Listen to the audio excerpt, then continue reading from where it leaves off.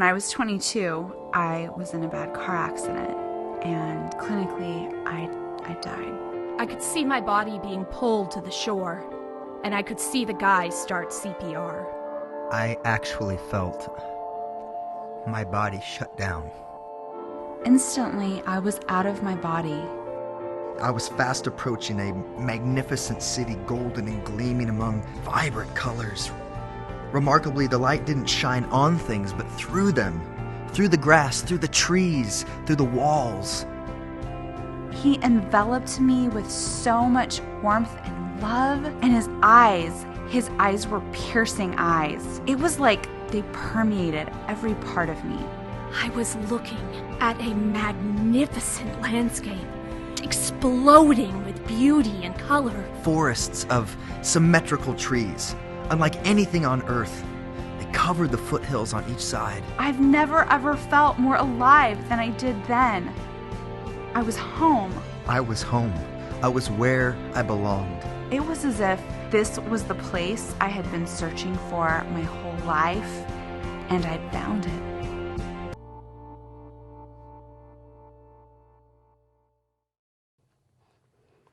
So what happens when we die?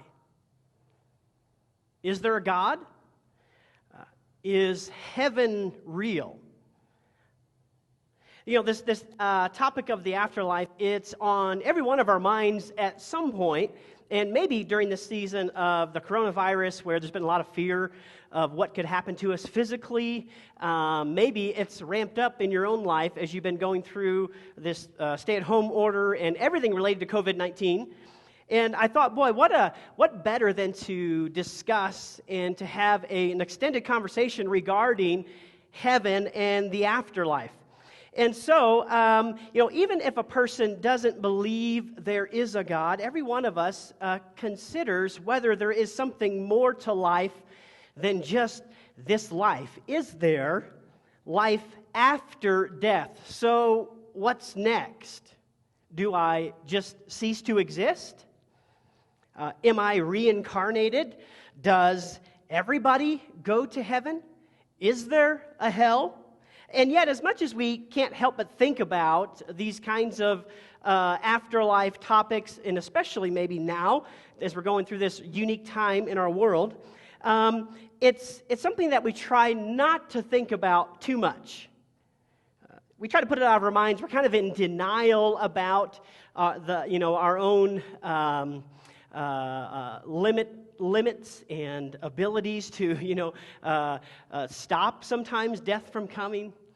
I think death is batting 1,000 so far, last time I checked. And so it's one of those things where as much as we try to deny it, it's hard to deny it because it's right there in front of us, whether it's somebody that we love has passed away or it's our own health that's failing or whatever it might be. Three guys were playing around a golf one day, and one of them asked the other two, "Hey, what do you want people to say at your funeral?" First guy who asked the question, he speaks up and he says, I personally, I'd like them to say that I was a very successful man who worked hard to improve the community, and through my hard work and perseverance, I just made a big difference. So one of the other guys speaks up and he says, I guess my priority is probably a little somewhere else. I would hope they say I was a dedicated husband and a loving father. Third guy speaks up, and he says, I hope they say, look, he's moving. Might take you a minute, but a little bit of denial humor there, right? Pretty sure none of us are getting out of this thing alive, and yet, with the help of modern medicine, believe it or not, more and more people are indeed saying, look, he's moving. A recent Gallup poll, along with a number of other different studies, have shown that maybe somewhere around 13 million Americans have had a near-death experience. That's 1 in 25. So for the size of our congregation, there could be as many as 4 people within our own little body of a church who've had a near-death experience. And near-death experience is often known as an NDE. It's kind of short for near-death experience. An NDE is when somebody's brain waves and their heartbeat stops. They're clinically dead, and yet that person eventually comes back to life. However, when they were dead, something unique happened to them. They went somewhere else, experienced things that they should probably never have experienced if there is no life after death. I personally know 3 people who've had a near-death experience. In fact, I'm going to share about each of these as we go throughout this series. One of them is a man who became a devoted follower of Jesus after his near-death experience, and he has since passed away, and we believe he's rejoicing in heaven and enjoying all the beauty of heaven right now. Maybe you know somebody who claims to have had a near-death experience. Now, what's unique about near-death experiences is that people don't tell unless they're asked as a norm. Often people don't want to share about their experience because they don't want to get the label of being crazy or a liar or any of those kinds of things, because sometimes people have shared and they've gotten those responses from others. I want to encourage you, if you have had a near-death experience, I would love to hear about it. I'd love to know. In fact, that's how I found out about one of the more recent ones, is I just asked, would you share? I'd love you to share with me. And so we're going to make that door wide open as we go throughout this series, and I'll give you some ways for letting me know personally if you want. I'll keep it confidential unless you are open to me sharing with others some of your story. But if you've had a near-death experience, please let us know. Now, today we are beginning a brand new series for 6 weeks that we're calling Imagine Heaven. And that is exactly the point of the series, to help us begin to form some mental pictures of what heaven is like. Not just what it's going to be like one day for people who go there, but what it's like right now. This sermon series is unapologetically formed from both what the Scriptures teach about heaven and the afterlife, and from a book written by Pastor John Burke by the same title, Imagine Heaven. If you go to your sermon notes today on gv.church, you'll find links for that book if you want to purchase an audiobook or if you want to purchase a paperback. I encourage you to consider that option. But John has studied easily over 1,000 testimonies of people who've had near-death experiences. Most or many of them in-person interviews. Others he's just read about their experience. And he's done this over the past, now 40 years or so. When he wrote the book, it was about 35 years. And he's concluded that near-death experiences as a whole reveal what the Bible teaches about heaven. Therefore, these experiences, they help us imagine heaven. And in his book, Imagine Heaven, he includes about 120 of those personal testimonies, and it's an awesome thing to read. So let me begin with a couple of disclaimers for this entire series as we go throughout the next 6 weeks. Number one, the purpose of John's book, and in us studying the testimonies of people with near-death experiences, is not to elevate the near-death experience above what the Bible teaches. As Christians, we hold firmly to the idea that the Word of God is our authority for life. There's nothing that gets above it. And it's our authority for this life and for the life to come. In fact, we would conclude that if somebody has a near-death experience that contradicts what the Scriptures teach, then that near-death experience is either a false testimony, they're making it up, or they've misinterpreted their experience. They had an experience and they said, oh, this is what I think happened based upon their own understanding.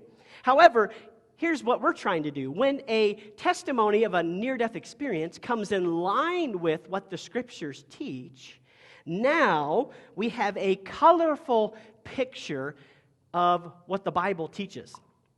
Here's an example. Psalm 19:1 announces that the heavens declare the glory of God. The skies proclaim the works of his hands. So that's what the scriptures say. The heavens, the cosmos, right? The stars and the galaxies, they declare the glory of God, and the skies proclaim the work of his hands.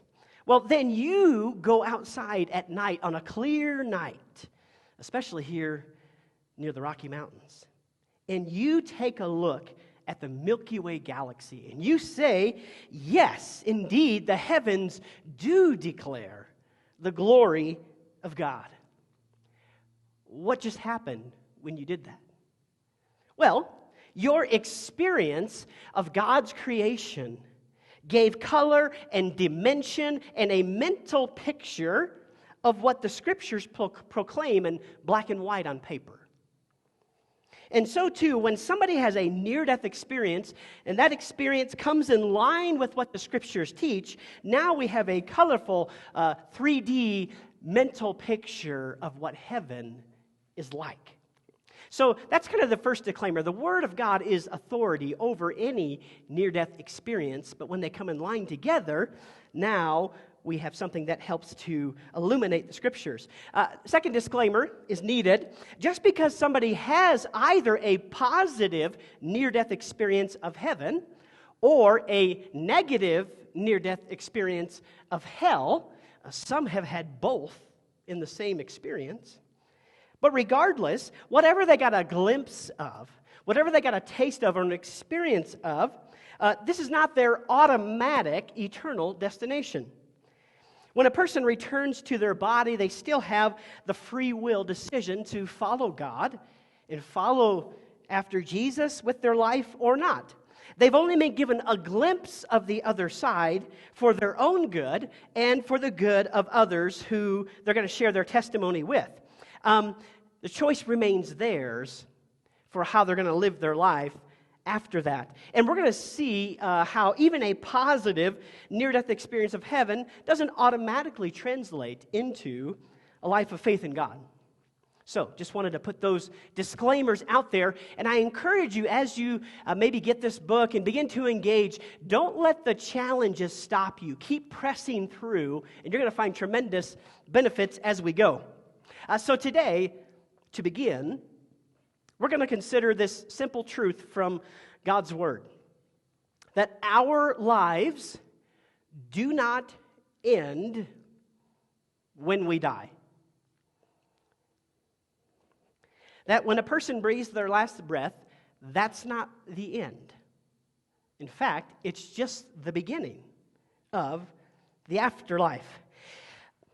You know, as a church, we've held firm, not just this church, but church with a capital C, the Church of Jesus, Universal. We've held firm to this truth for well over 2,000 years now, that we believe there is life after death. And it's fascinating to see how even the medical community is beginning to confirm this reality. In 1975, there was a watershed book written by Dr. Raymond Moody called Life After Life. And in his book, Dr. Moody introduced the world to the phrase that he coined, the near-death experience, the NDE. In fact, that joke that you hear sometimes of, don't go towards the light, that came from Dr. Moody, his description of the light that people saw when they died and things of that nature. In his book, he researched, did scientific research of people's testimonies and experiences of what happened to them when they died on the operating table or in a car accident, or maybe they were at home or wherever. And he studied these people for many, many years and came to some pretty profound conclusions. And he opened the door to this conversation about near-death experiences. And now, some 40-plus years later, many others have done their own studies. And many thousands upon thousands of people have been studied all around the globe from various ethnic and religious and national and economic backgrounds of all kinds. What's amazing is that the elements found in the experiences of these widely differing people are very consistent if you look at what actually happened to them, what they claim happened. Now, on page 56 of Imagine Heaven, John Burke shares the common elements of people who had a near-death experience. And so you might want to write these down. They're not going to be in the notes today, but this is kind of the basic thing that happens to a person. And I would qualify this as somebody who has a positive near-death experience of heaven. Okay? So John says in his book that first, the person has an out-of-body experience. So they leave their body, and most of the time they can see their body wherever it is. They find themselves hovering over the scene of their lifeless body, whether it's in an operating room or the scene of an accident or wherever the place is that they died. The person is often surprised to find they feel more alive than ever before. The sensory experience for them is not less than this world, it's more. They feel more alive. There's a heightened awareness. They experience intense, positive emotions and feelings, such as incredible peace and incredible safety. Then the person often, not always, but often passes into or through a tunnel while still feeling great peace. And either at the beginning of the tunnel or in the tunnel or as they come out of this tunnel into this wonderful new world, they encounter a mystical being of brilliant light.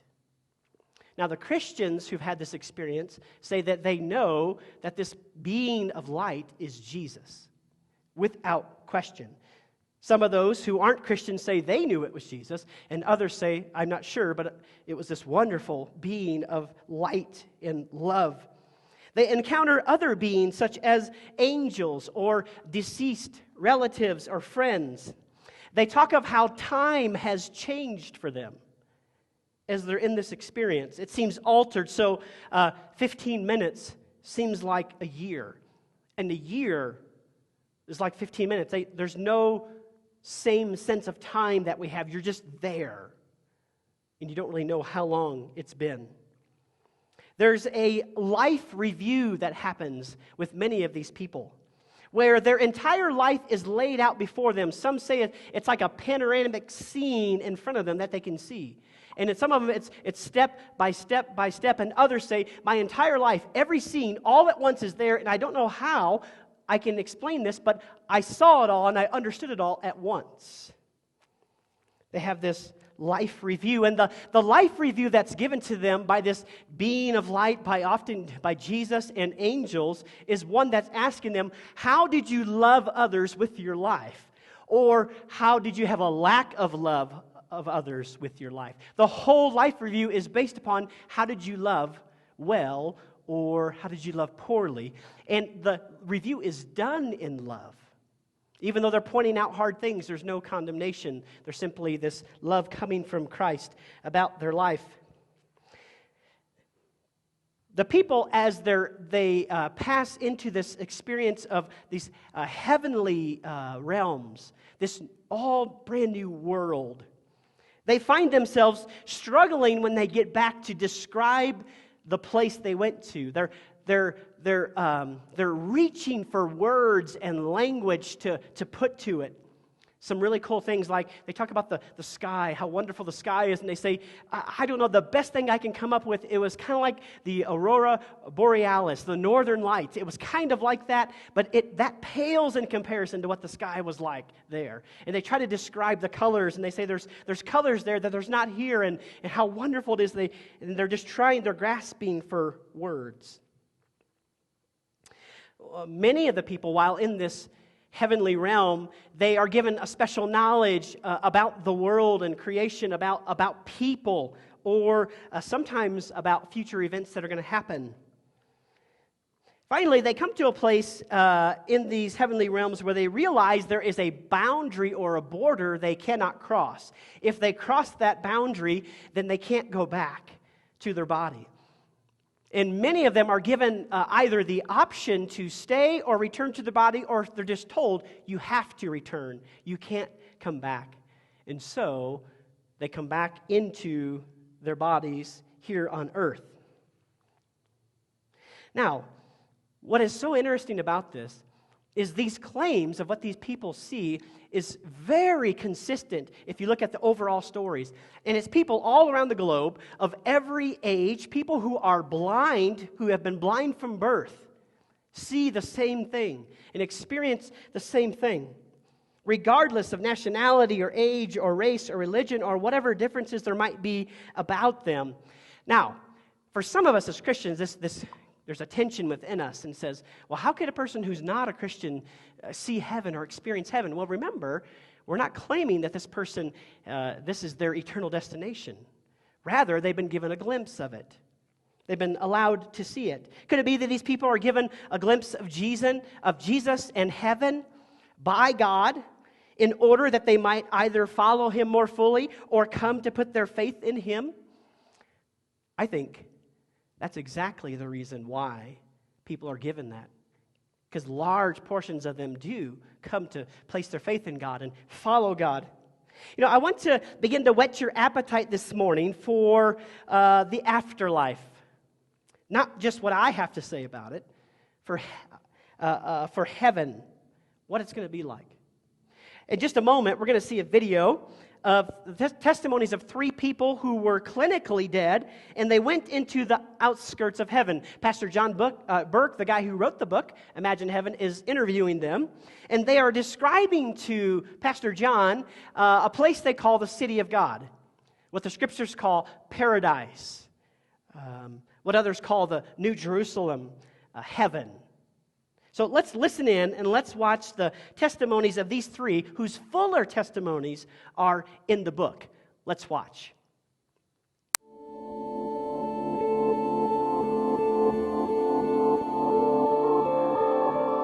So in your book, you describe flying into, is it the New Jerusalem? What is it? And describe the beauty and what you saw. I get this incredible airborne view, a descending, slowing down airborne view of the city of gold. And it's a city that's walled. Over the city were majestic mountains that were as gorgeous as any that could be ever seen. However, they did not look that different than Earth. I wasn't disappointed by them. I'm not saying that. I noticed snow. So think about that. Snow. What does that mean? Atmosphere, temperature, snow, what's that all about? I noticed flying birds later. What does that mean? These are the kind of questions I ask. Yeah. Okay, if a bird is to fly, it can't be a vacuum. I'm hearing music. What does that mean?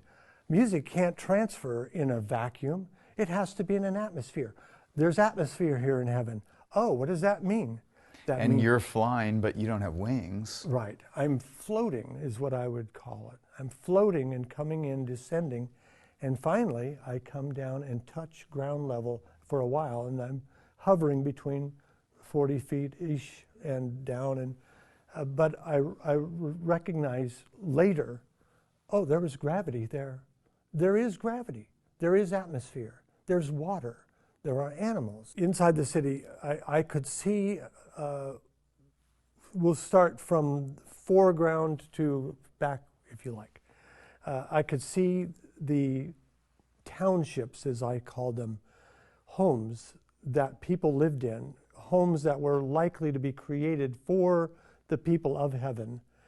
Interestingly enough, they struck me by not so much the size as the architecture. I know nothing about architecture at all. I still don't. But I recognize that there was something divine about the architecture of the buildings. There were small, what we would call like condos here.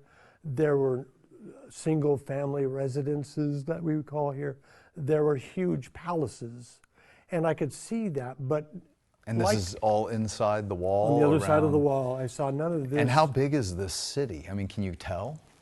I could not tell, other than it was beyond the horizon both directions. There's countryside inside, so that it's gorgeous, beautiful, all of the adjectives times 1,000.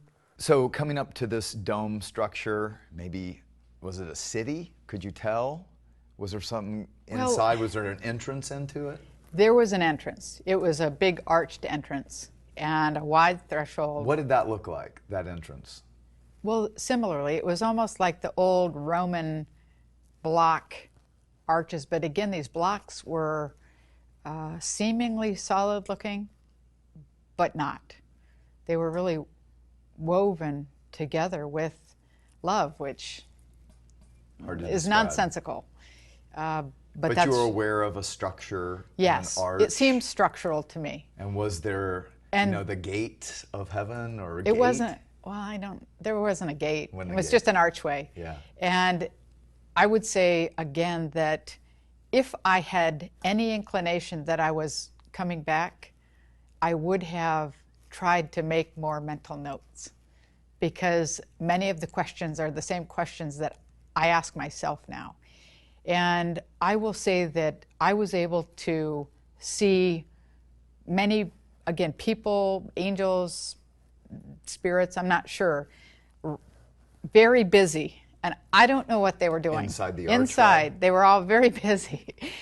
I don't know what they were doing, but they were doing something and clearly doing God's work. Well, the gate is quite large. The gate itself, the entrance is small, and the wall is very thick, but you can actually see through it. So I'm looking over these people, and I can see through it. And there appears to be this massive boulevard that really kind of bisects the city, and it is made of gold. But gold that is so pure you can see through it. It's What do you mean? well, you can actually see through the gold. It's gold and it's visible and tangible, but it is pure. Now, we can't imagine that here because gold on earth is one of the densest metals we have. But in heaven, it's so pure you can see through it. So you can see under it. You can see even the roots of trees and things like that. There are trees there. In fact, the tree of life is there. That we were not able to eat of here, we can eat of it there. And you're looking through. I'm looking at the tree. I'm looking at the entrance? gates. I'm looking through the gates. I'm looking down the street. There is a river that flows from this throne or this hill that's high and lifted up. And I know that's the river of life because we're told that it flows from the throne of God. So many of the things that we know and enjoy and love here are visible there as well. I would say this, and heaven's never going to be less than this. It's always going to be more. Yeah. So whatever you imagine here that is meaningful to you, the relationships, the beauty, and let's face it, there's some glorious places on earth, but there should be because God created it. This is His place. So heaven's not going to be less than that. It's going to be more than that. There are structures on both sides of the city. They look like mansions to me. I mean, they're glorious places for people to dwell. So it's just an incredibly awesome, overwhelming, bustling place. It's not a boring place. There aren't any cherubs sitting around on clouds playing harps. This is an active, exciting, thrilling place. And at this magnificent gate, a very large wall, very thick wall, and there's a gate, and it looks like the inside of an oyster. It's a gate made of pearl, really quite dazzling, very brilliant, very beautiful. It almost looks like it's pulsating with life, except I know it's the light reflecting off the gate that makes it look that way. The arch and the tunnel was the same substance. It was not stone, but it was in the stone. But What was the substance? the substance was pearl. It looked like liquefied pearl. And when the light from the throne room, that's the only light that there is, emanated through, it just bounces off the pearl. There's no shadows. and there's no darkness at all, and there's no need for unnatural or artificial light. And it is a sight to behold, and welcomed me to go through it, but I couldn't go through it at that time.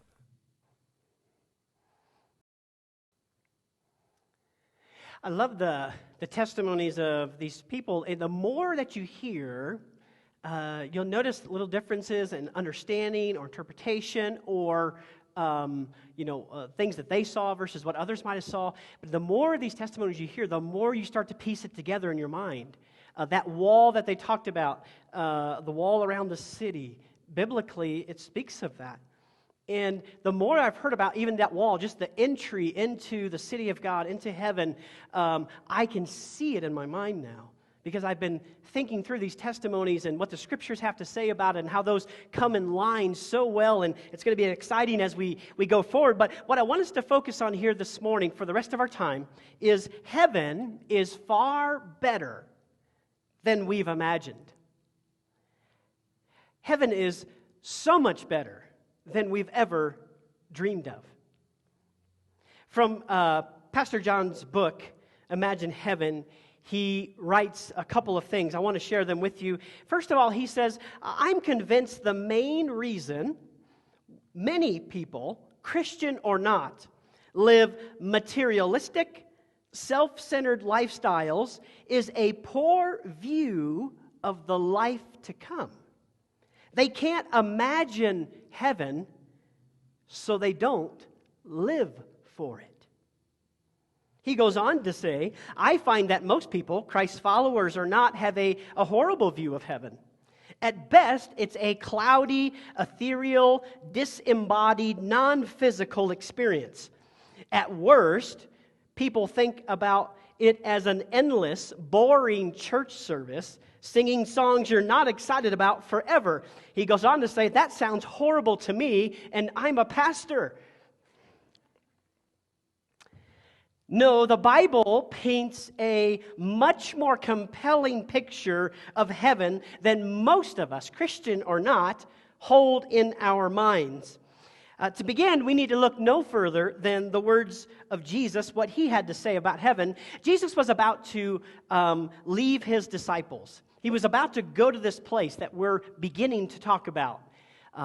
Paradise, heaven, the city of God, the New Jerusalem, all these names we have for it. And because he was going to be crucified and then later would rise up into heaven, leave his disciples, he wanted to get them ready for that moment. And so he's preparing them, and he's trying to get them ready for the fact that he's going to leave. And he says this to them in John chapter 14, there is more than enough room in my Father's home. He's talking about heaven, paradise.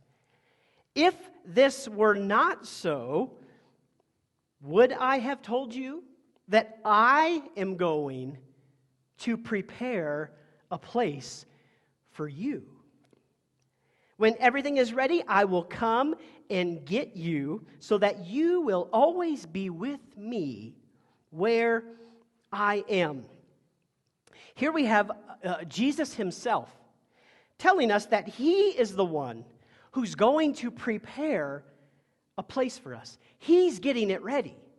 He's the one who's imagining up, designing, creating, speaking it into existence, building this place for us. He's the one who's going and getting it ready and doing it. Now, as Christians, let me talk to you first. Do we have any reason to believe that Jesus is going to prepare a lousy heaven? All we have to do is look at the overwhelming evidence in this world of his creative genius. Even as broken and as dark as this world could be, there is so much beauty.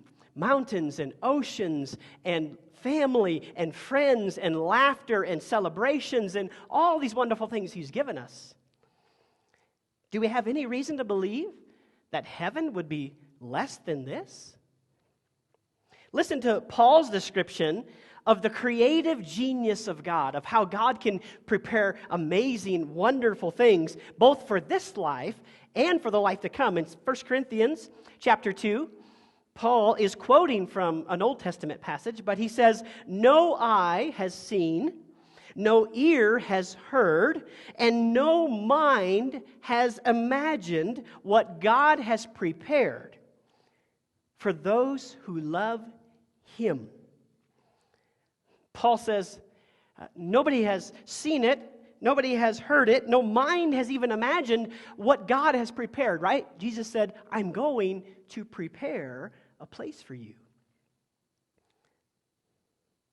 Now, that passage goes on to say, but as a Christ follower, as somebody who has dedicated their life to following God, the Spirit of God comes and takes up residence within you. And that scripture goes on to say, but we have the mind of Christ. In other words, we can imagine, we can get a glimpse, we can see in our mind's eye even what God has prepared for us. We can have a spiritual revelation and insight into the things that God has prepared for us, both for this life and for the life to come. So this doesn't mean that we shouldn't push our imaginations to the limit, trying to imagine all that God has prepared for us. I think we should. Our lives do not end when we die. Is it possible that we have it all wrong? Could our poor views of heaven be exactly the opposite of reality? What if heaven is far better than we've been imagining? I want to share one last quote for you before we take some action steps. It's a little lengthy, but I think it hits the point so well.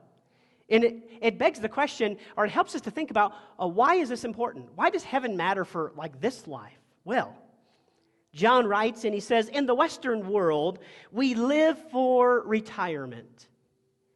People have a vision, a mental picture in our imaginations of what retirement will be like. A house on a beautifully manicured golf course.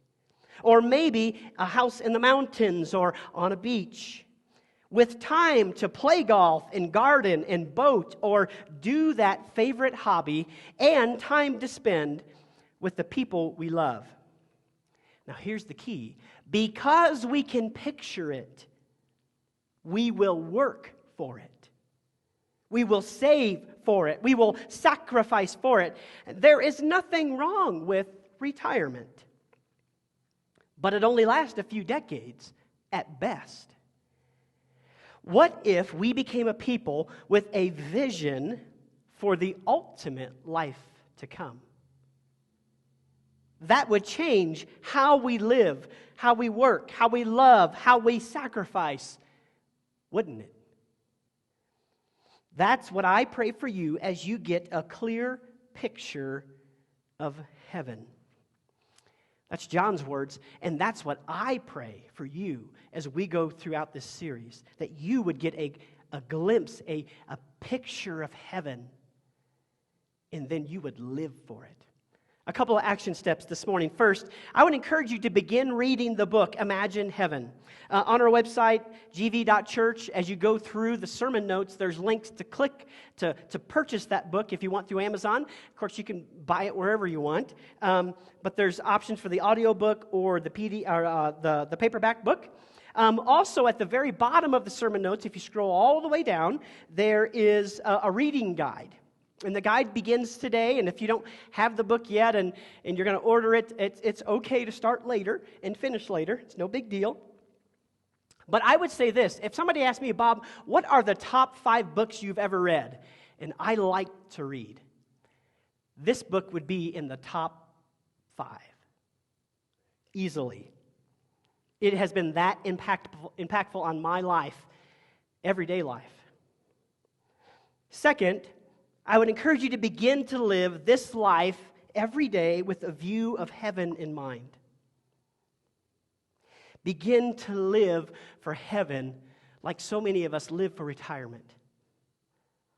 Live for that place, that experience, because it's coming and it's available for you